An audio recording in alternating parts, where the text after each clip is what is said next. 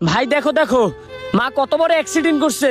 তুমি আজকের মধ্যে 1 লাখ টাকা পাঠাও, নাইলে কিন্তু আম্মাকে বাঁচানো যাবে না, অনেক বড় সমস্যা হয়ে যাবে। কি? আমার আম্মা অ্যাক্সিডেন্ট করছে? কিভাবে হয়েছে ভাই? আরে ভাই আর বইলো না, রাস্তা পারাপারের সময় অ্যাক্সিডেন্ট করছে। তুমি টাকা পাঠাবে এই জন্য এত প্রশ্ন করতেছো? তোমার কাছে তোমার মা আগে না তোমার টাকা আগে? আরে না রে ভাই, আমার কাছে টাকা আগে হবে কেন?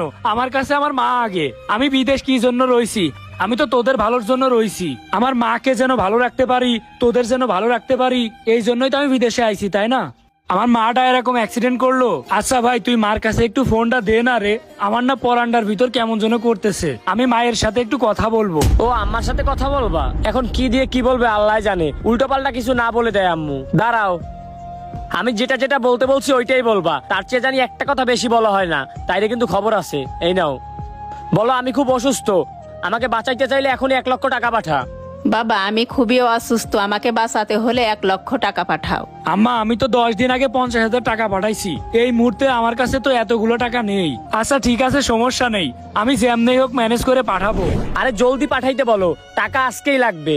বাবা, আজকের ভিতরেই টাকাটা পাঠাও।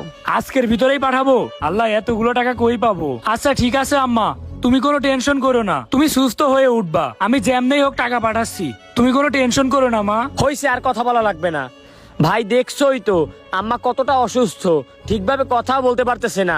তুমি তাড়াতাড়ি টাকা পাঠাও, নাইলে কিন্তু আম্মাকে বাঁচানো যাবে না।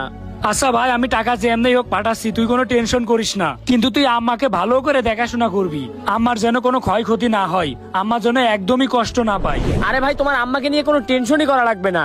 আমি তোমার ভাই এখানে আসি না, আমি সব দেখে শুনে রাখবো। আচ্ছা ঠিক আছে, ফোন রাখো আর তাড়াতাড়ি টাকাটা পাঠাই দিও। আচ্ছা ঠিক আছে। বাপ শোন, কি হইছে? আমারে কখন হাসপাতালে নিয়ে যাবি? আরে কি এর হসপিটাল, আগে টাকা পাঠাও, তারপরেরটা পরে দেখা যাবে। কিরে বন্ধু, তোর আম্মা কেমনে অ্যাক্সিডেন্ট করলো? আরে ভাই আর বলিস না, আমার আম্মা রাস্তা পার হইতে যাচ্ছিল, পার হওয়ার সময় একটা গাড়ি এসে আম্মারে মেরে দিয়েছে। আমার আম্মার অবস্থা খুব খারাপ রে, ইমার্জেন্সি 1 লক্ষ টাকা পাঠানো লাগবে। কি করব এখন, আমার কাছে তো এতগুলো টাকা নেই। আরে কি কস, 1 লক্ষ টাকা? মাস শেষ হতে তো অনেক দেরি, তুই এই মুহূর্তে এতগুলো টাকা কই পাবি? সেটা তো আমিও বুঝতেছি না, আমি এই মুহূর্তে কি করব? এতগুলো টাকা আমি কোন জায়গায় পাবো? কিন্তু ভাই যেমনেই হোক আমার টাকাগুলো ম্যানেজ করতেই হবে।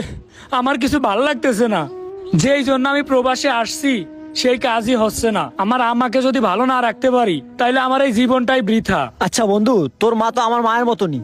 আমার আসলে জমানো 60-70 হাজার মতো টাকা ছিল, ওই টাকাগুলা তুই আপাতত নিয়ে তোর মায়ের চিকিৎসা কর, পরে তুই বেতন পেলে দিয়ে দিস। অনেক ধন্যবাদ রে বন্ধু, তোরে যে কিভাবে ধন্যবাদ জানাবো আমি বুঝতে পারতেছি না। আচ্ছা তুই আমার অনেক বড় উপকার করলি, টাকাগুলো কখন দিবি তাইলে? চল বন্ধু, তাহলে এখনই দিচ্ছি। আচ্ছা ঠিক আছে, চল। আরে শোন, আমার ভাইরে বলছি আম্মা অসুস্থ, বুঝছস? 1 লাখ টাকা চাইছি, যদি সে 1 লাখ টাকা পাঠায় তাইলে আমরা বারে যাব, নতুন নতুন মাল খাবো, অনেক নেশা করতে হবে, বুঝছস? ও 1 লাখ টাকা পাঠাচ্ছে এবার, তাহলে তো সে চিল হবে রে। আরে হ্যাঁ, তোদের কোনো টেনশন করতে হবে না, সব টাকা আমার পক্ষ থেকে দিব, তোদের আজকে ট্রিট দিব। আচ্ছা ঠিক আছে, তাহলে পাঠানোর সাথে সাথে মাল নিয়ে মাঠে চলে আসিস। চল।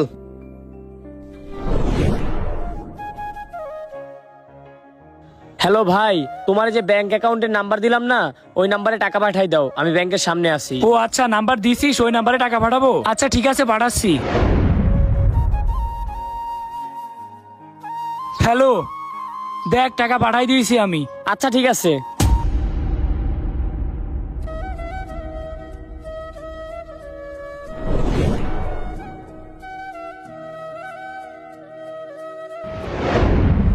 বন্ধু, এই দেখ মাল নিয়ে আসছি। দে বেটা, কামের কাম করছস। হইছে না বন্ধু, দাঁড়া, এবার আগে আমি টান দি।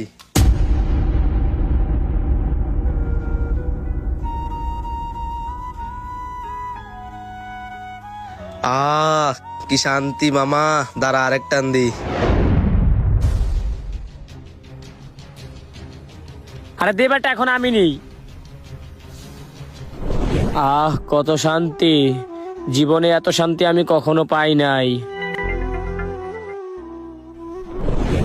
আচ্ছা বন্ধু, টাকা তো পাঠাই দিলি, এখন একটু ফোন দিয়া দেখ আসলে তোর মায়ের চিকিৎসা ঠিকভাবে হচ্ছে কিনা। ঘরে আমার একটু খোঁজ নি, দাঁড়া আমি কল দিচ্ছি।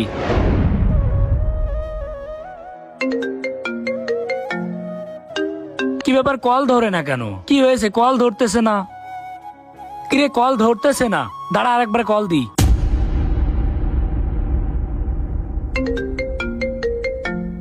আয় রে কোন হালায় রে কল দেয় এখন আবার। এ রফিকুল, হ্যাঁ। তোর ভাই কল দিছে। আরে কোন আলার ভাই, আমার কোনো ভাইটাই নাই। হ্যালো। হ্যালো, কে আপনি? আরে আমি শুভ, রফিকুলের বন্ধু। আচ্ছা, আমার ভাই কই? আমার আম্মার চিকিৎসা ঠিকঠাক মতো হচ্ছে তো নাকি? আরে কিসের চিকিৎসা? ওই টাকা দিয়ে আমরা এখন মাল খাইছি মাত্র। গাঞ্জা খেয়ে পড়ে রয়েছে মানে? বুঝলাম না। আমি আমার চিকিৎসা করার জন্য টাকা দিয়েছি, সেই টাকা দিয়ে গাঞ্জা খাইছে? উনি আইছে চিকিৎসা করাইতে, মাল খাইয়া কুল পায় না। আসলে প্রবাসীরা যে বিদেশ থেকে কত কষ্ট করে টাকাগুলা পাঠায় এটা কেউই বুঝতে চায় না। সবাই মনে করে টাকা ইনকাম করা কতটা ইজি। প্রবাসীদের টাকা সবাই এভাবেই নষ্ট করে। ভিডিওটা ভালো লাগলে সবাই একটা লাইক কমেন্ট শেয়ার করে দিবেন।